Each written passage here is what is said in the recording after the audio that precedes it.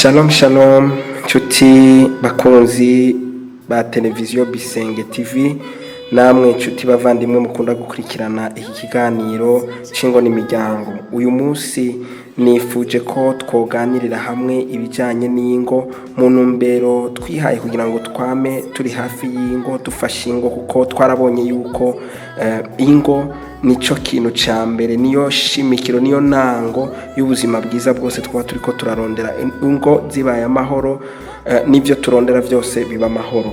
Rero kubw'ivyo ndasubiye kubaramutsa, ndasubiye kubifuriza ibihe byiza, ndasubiye kubifuriza kugubwa neza, kugira amahoro y'Imana aganje mu mitima yanyu, kandi by'ukuri mushikame, mushiramanga, kuko Kristo aracari ku ngoma.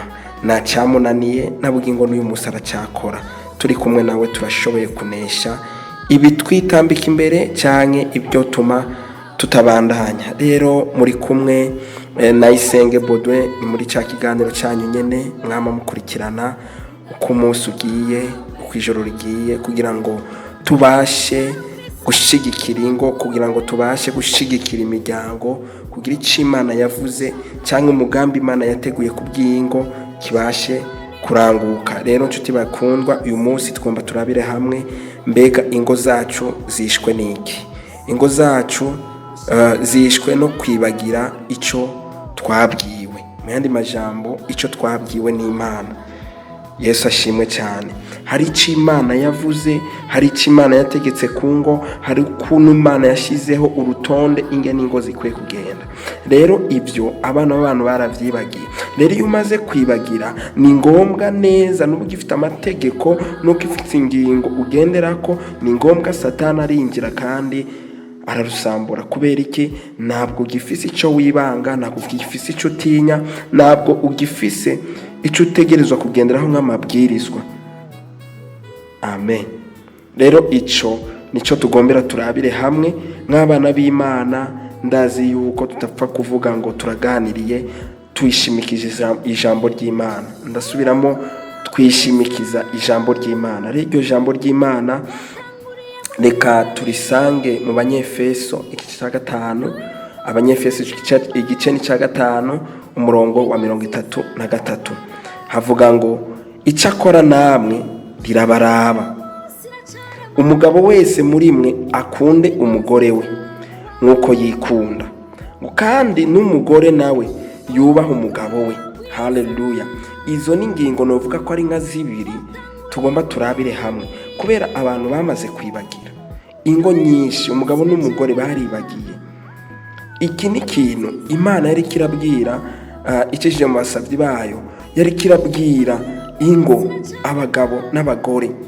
Abenshi bavyumva biriko birasomerwa, abariko barazubaka cyangwa abariko barubakana, bakumva kumenga ni ivyabo gusa. Ariko nagomba ndababwira, aya majambo araraba umupapa, araraba umumama bubakanye uyu munsi, ndetse n'abagomba kurushinga. Ku ijambo ry'Imana tubwira ngo umugabo wese muri mwe, mu yandi majambo muri mwe mu nyumva, muri twese, umugabo wese akunda umugore we nk'uko yikunda. Nago Bibiri tubwira ngo umugabo wese ngo akunda abagore, yara specifie neza, yarabivuze neza. Umugabo wese akunda umugore we nk'uko yikunda. Kurya kuntu usohoka, kurya kuntu ugenda ukanwa agacupa, kurya kuntu ugenda ukikora neza, ukifata neza, Bibiri ivuga ngo umukunde uko nyene, umukorere ibyo nyene. Amen. Turi kumwe aho? Nibaza ko turaganira, ariko kubera abantu twibagiye, twarahinduye ibintu. Umuntu aratunga akaca yibagira uwo bubakanye. Umuntu araronka amafaranga akaca yibagira ko umugore yakeneye. Umuntu araronka amafaranga akibagira ko abana babikeneye. Umuntu araronka ubutunzi agahindura umutima, agakora ibiteye isoni. Ariko Bibiri ivuga ngo umugabo wese, ça veut dire tout homme doit aimer sa femme nk'uko yikunda ubwiwe. Kijya kintu ubona utokwiyima nawe kimuhe. Kijya kintu ubona utokora cyaba togukorera nawe reka kukimukorera, reka kumubabaza. Aho ndiko ndavuga ku bagabo. Namba kijya kintu ubona togikora ku bwawe, reka nawe kugikora ku bwiwe. Haleluya. Rero ndiko ndavuga kuri kintu cyo kwibagira. impamvu ingo ziriko ziraba nabi, impamvu ingo ziriko ziraba kenshi turiko turatana imiragwe ngo umugore wanje nameze neza, umugore wanje yarahindutse, umugabo wanje yarahindutse, but twaribagiye neza izishimikiro zibiri. Imana yaragombye gutandukanya neza ibi bintu bibiri: umugabo wese muri mwe. Mu yandi majambo, ni ijambo ryariko rirabwirwa abantu ngo umugabo wese muri mwe akunda umugore we nkuko yikunda, ngo kandi n'umugore nawe, mwumvise bagore, ngo kandi n'umugore nawe yubahe umugabo we. Reka ndababwira akantu, ni ikintu maze kugenzura kandi ikintu maze kubona. Reka ndababwire, urukundo mu bagabo ni ruke, kandi muranera amabuye. Urukundo mu bagabo ni ruke muri iki gihe, ariko nagomba ndakubwire impamvu urukundo Imana yatuboneye kure kurusha uko twe twibonera. Imana yarabibonye iravuga ati umugabo wese akunda umugore we nkuko yikunda. Mu yandi majambo, mu bagabo urukundo ruri minime, ni ruto, ntabwo urukundo ari rwinshi cyane mu bagabo. Ariko iravuga ngo n'umugore nawe yubahe umugabo we. Biyandi majambo bisigura ngo ukubaha ku mugore ni kuki. Bantu b'Imana, mve ndababwire ngo Satani niyigendera ngo yamafise akantu ahagazeko. Iyo asanze umugore atubaha, iyo asanze umugore atamenya kwigenza nk'umugore mu rugo, atamenya kubaha umugabo wiwe, amuha icubahiro ciwe, reka ndakubwire urukundo ku mugabo ruragabanuka. Sinzi ko munyumva neza kuri ako kantu.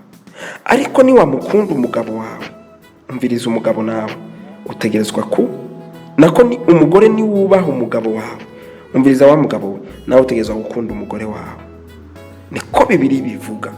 Simvuze ikintu nigeneye, ariko kubera kwibagira amajambo y'urufatiro, amajambo benshi tuyasika urya munsi wa mariage, benshi tuyasiga urya munsi bayadusome.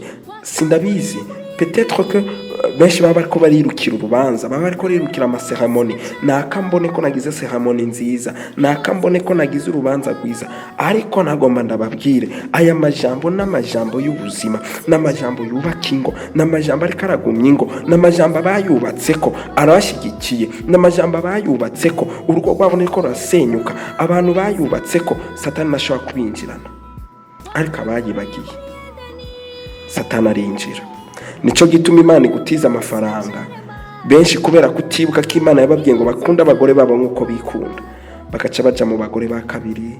Abagore benshi bavyita ngo ni deuxième bureau, cyangwa umugore agira kabiri. Abandi nabo kubera Imana ibatijije akaryo ko kuba indongozi cyangwa ko kuba abahagaze ku kintu kiboneka bakaronka amafaranga arabagore, nibaye bacubaha abagabo. Shauri yenu muzobona ibara mwabagore mwe. Imana ibatiza amafaranga kugira ngo urugo rugubwe neza, mukaca muhindukira mukagaya abagabo babatwaye. Muzobona ibara, ndabibabwiye, muzobona ibara, kuko Imana nizo kwihanganira umugore bene nk'uyu. Imana nizo kwihanganira umugabo bene nk'uyu atazi ukunda umugore wiwe nkuko nawe yikunda bwiwe. Sinzi ko munyumva neza, ariko nagomba ndababwire ngo iki ni igihe cyo gukora icyo Imana igomba, ni igihe cyo gukora, cyo kwibuka, tugasubira ku ntango, tukamenya icyo Imana yatubwiye. Imana igishinga urugo, tukamenya icyo Imana yagomba. Igihe yashinga urugo ntabwo yagomba divorce, ntabwo yashyizeho Adamu na Eva kugira ngo muri bo hazobe divorce. Nicyo gituma bamaze no gukora icyaha, namba mwarasomye neza, bamaze gukora icyaha, ntabwo Imana imaze kubaza Adamu ati Adamu icyo wakoze ni iki? Adamu ngo ni wa mugore w'amaye. Mu yandi majambo, iyo Imana irica nk'umwana w'umuntu yari kuvuga ati Eva muratandukanye n'umugabo, ariko Imana ngikibaza Eva ati Eva icyo wakoze ni iki? Ngo ni yanzoka. Imana ikivuma inzoka, ihejeje kuvuma inzoka ntabwo yigeze itandukanya ba bantu babiri, kuko mu migambi yayo ni kwari gutandukanya, kwari gukomeza isezerano n'icyo yashizeho. Ibabwira ati genda. Mu yandi majambo bagiye ari babiri, ariko ibanje kubafuka gahuzu, bagenda ari babiri. Ibabwira ngo umugore azovyara arusha, umugabo nawe azorya abanje gucumukura. Mu yandi majambo, Imana nigeze itandukanya umuntu, kubwo mu vyiyumviro vy'Imana yamye tugombera ineza. Bano b'Imana, turaba ingo zacu, nitwitirire ngo naka ngo yarazinjiyemo. nitwinjitirire ngo naka ngo niwe yasenyeye, ariko banza urabe ubwawe nawe uhagaze gute. Mbega wa mugabo we uhagaze gute? Uriko urakora ivy'ijambo rikubwira? Ko turiko turonderera amakiriro mu bapfumu, turiko turonderera amakiriro kugomba kwica umugore wawe. Banza urabe isezerano wari waramuhaye, wari waramubwiye ko umukunda, uranafukama uramubwira ati I love you so much, nzokora ikishoboka cyose. Ariko uyu munsi icyo wamusezeraniye uriko urapanga imipango yo kumwica, uriko urapanga imipango yo kumwomora, uriko urapanga imipango kugira urabe ko deuxième bureau yo kwinjira. Ago nagomba ndakubwira uzoronka ibara, uzokogwa n'ibara. Ibuka icyo wavuze ukigumeko. Wa mugore we, ibuka icyo wavuze ngo nubwo nzotunga, nubwo nzogera mu bihe bikomeye nzomugwako. Ariko uyu munsi wahinduye isezerano, uramugaya, uramusuzugura ku karubanda kubera uyu munsi ufite akazi n'akafisi. Uyu munsi uratunze ubunavya afisi, ariko uribagiye yuko ari we mutwe wawe. Wavuze ngo yego ndemeye n'umutwe wanje. Ubaha umugabo wawe. Mugabo nawe kunda umugore wawe. Ivyo ni mwabikora muzosanga byose vyikoze. Naho Satani azobaca. Satani ni ivyumviro bibi bizanana mu bantu. Satani ni ivyumviro bibi bikurira mu muntu. Satani ni ivyo bintu vyose wiyumvira ko bidashoboka, umenga abantu bakubwiye barakugayana. No, umviriza, mwubakana mwari babiri nawe gatatu. Rero numva nuvuga menshi, ariko nagoma ndababwire kuri uyu mugoroba, Imana ibagirire neza, Imana ibahe kugubwa neza, Imana ibahe ibugurura imiryango itandukanye mu madomene atandukanye, kandi Imana ibahe kugumya ingo zanyu. Mwicare musenge, muganire, Imana izobubakira urugo. Musoma amajambo y'Imana, Imana izobakira ingo, Imana izobatungira abana neza, Imana izobakuriza ibibondo, izobakuriza mu ijambo ry'Imana. Yesu abahezagire. Ndabahaye umugisha muherereye hose, abari mu bihugu bitandukanye vya kure, ukuboko kw'Imana kubagereko, ingo zanyu zigubwe neza. Abari hafi mu bihugu turi kumwe, East Africa n'ibindi bihugu bitandukanye, Imana ibahe umugisha. Ndabahezagiye mu izina rya Yesu. Mushaka kudukontakta, nimero murazibona aho hasi. Yesu abahezagire cyane. Muze dusengere ingo z'abera, dusengere ingo ziriko zirasambuka kugira Imana isubire izubake. Yesu abahe umugisha. Mwarahezagiye.